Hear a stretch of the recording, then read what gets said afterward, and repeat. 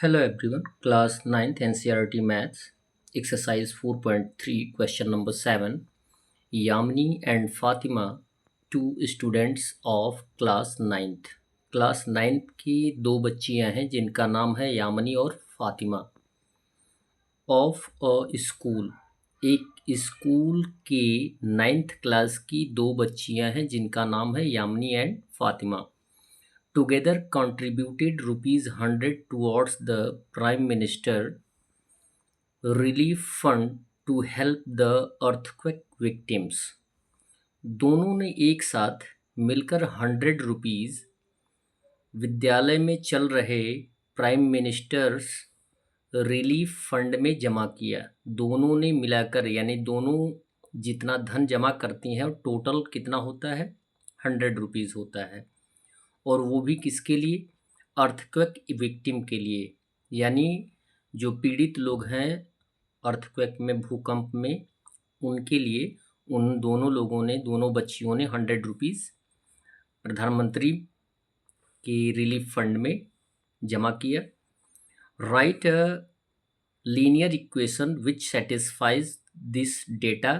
आपको क्या करना है, इन दोनों क्वेश्चंस यानी दोनों बच्चियों का जो डेटा दिया गया है उसके आधार पर लीनियर इक्वेशन सेटअप करना है. और जो भी लीनियर इक्वेशन सेटअप करेंगे वो इस डेटा को सेटिस्फाई करेगा.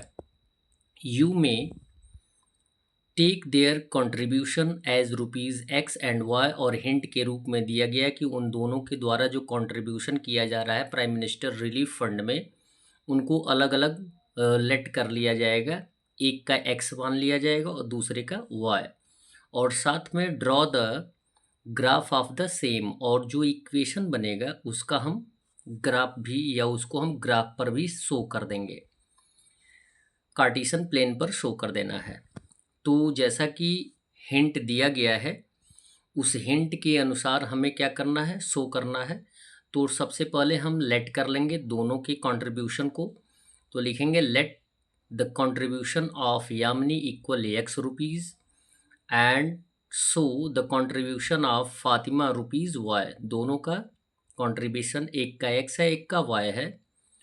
और अकॉर्डिंग टू क्वेश्चन बोला ये जा रहा है कि इक्वेशन यदि हमें बनाना है तो दोनों के कंट्रीब्यूशन का योग कितना हो रहा है, 100 रुपीज़ हो रहा है. तो दोनों को हम ऐड कर देंगे तो एक्स प्लस वाई कितना हो जाएगा, इक्वल 100 रुपीज़ हो जाएगा. तो यहाँ पे एक इक्वेशन हमारा होगा, the equation will be X plus Y equal 100. X plus Y Yamini और फातिमा दोनों ने जो जमा किया, रिलीफ फंड में दिया, कंट्रीब्यूट किया, उनका योग कितना हो रहा है, 100 रुपीज़ हो जा रहा है. तो हमारा इक्वेशन हो जाएगा X plus Y equal 100. Equation fill up हो गया. अब ग्राफ पे शो करने के लिए हम क्या करते हैं, दो कोऑर्डिनेट्स फाइंड आउट करते हैं. कोऑर्डिनेट्स फाइंड आउट करने के लिए हम एक टेबल फ्रेम करते हैं, एक पार्ट में एक्स और दूसरे पार्ट में वाई. ठीक है. और अकॉर्डिंग टू इक्वेशन हम एक्स और वाई की वैल्यू फाइंड आउट करते हैं, कम से कम दो कोऑर्डिनेट्स. ठीक है. दो कोऑर्डिनेट्स फाइंड आउट करने के लिए लिखेंगे for the graph we will find two solutions. दो सॉल्यूशन फाइंड आउट करते हैं. जबकि यहाँ पे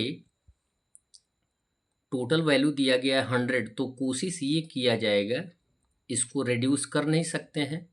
तो कोशिश हमें ये करना है कि जो भी ग्राफ पे हमें शो करना है उसे हम 10 के मल्टीपल के रूप में ही शो करें. 10 के मल्टीपल के रूप में मतलब 10 10 या 100, 10 5 या 50, 10 6 या 60, इस तरीके से जिसको कि हम ग्राफ पे आसानी से शो कर सकते हैं. तो लिखेंगे लेट एक्स इक्वल 50. मान लेते हैं कि एक्स का वैल्यू कितना है, 50 है.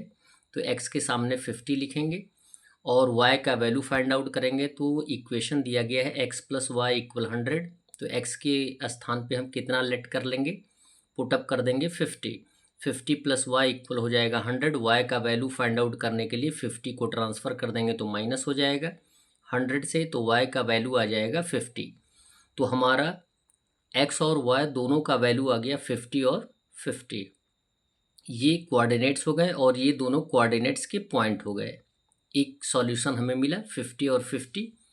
दूसरा सॉल्यूशन भी हमें फाइंड आउट करना है, तो x का वैल्यू चाहे जो आप मान लें, जो कि 10 के मल्टीपल के रूप में हो। 10 मान सकते हैं, 20 मान सकते हैं, 30 मान सकते हैं, 40 मान सकते हैं, 50 मान सकते हैं, सो ऑन। जैसा भी आप चाहें मानकर y का वैल्यू फाइंड आउट कर सकते हैं। केवल x का ही वैल्यू नहीं मान सकते हैं, y का भी वैल्यू आप मान सकते हैं। तो हमने माना है लेट x इक्वल 70, तो x के सामने हमने रख दिया है 70।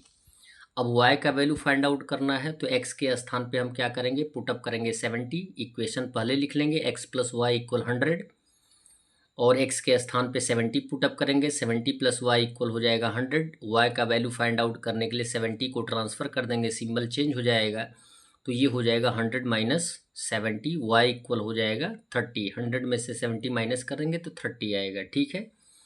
अब हमारे पास दो सॉल्यूशन मिल गए, एक बार x का वैल्यू 50 है, दूसरी बार 70 है, y का वैल्यू 50 और 30, ठीक है। अब हमें इन्हीं दोनों कोऑर्डिनेट्स को ग्राफ पे पुटअप कर देना है। तो ये दोनों कोऑर्डिनेट्स जो आपको दिखाई दे रहे हैं, दोनों क्या है, पॉजिटिव हैं। तो कोशिश हम ये करेंगे कि कार्टेशियन प्लेन पे हम केवल पॉजिटिव टर्म को शो करेंगे, और वो भी किस फॉर्म में, 10 के मल्टीपल के रूप में। तो कार्टेशियन प्लेन को हम ड्रॉ करेंगे अपने ग्राफ पेपर पे, जो कि पॉजिटिव होगा, और ये होगा आपका एक्स एक्सिस और ये होगा वाई, ठीक है। और दोनों पॉजिटिव हैं। अब देखें, फर्स्ट कोऑर्डिनेट्स क्या दिया गया है, 50-50, यानी x का वैल्यू भी 50 है और y का वैल्यू भी, यानी पॉइंट जो है 50 है। तो x पर आएंगे, यहाँ पर 50 हो जाएगा, और y पर जाएंगे तो ये सामने होगा 50। सीधी लाइन अगर हम स्केच करेंगे यहाँ से यहाँ तक, तो ये पॉइंट हो जाएगा आपका 50 और 50, ठीक है। यानी फर्स्ट कोऑर्डिनेट, फर्स्ट सॉल्यूशन जो होगा 50-50, ये पॉइंट हमारा आ गया, क्लियर है। अब सेकंड कोऑर्डिनेट्स दिया गया है सॉल्यूशन के रूप में 70 एंड 30। 70 क्या है, x है, और y जो है 30 है। तो हम x एक्सिस पे, जबकि आप जानते हैं कोऑर्डिनेट्स में फर्स्ट पॉइंट जो होता है वो होता है आपका x, और सेकंड पॉइंट जो होता है वो y होता है।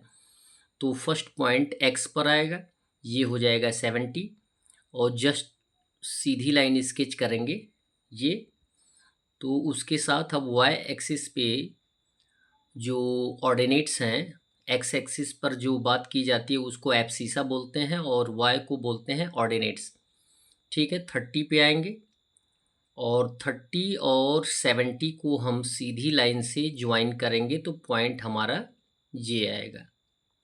अब दोनों पॉइंट्स को एक सीधी रेखा से ज्वाइन कर देंगे, क्लियर है।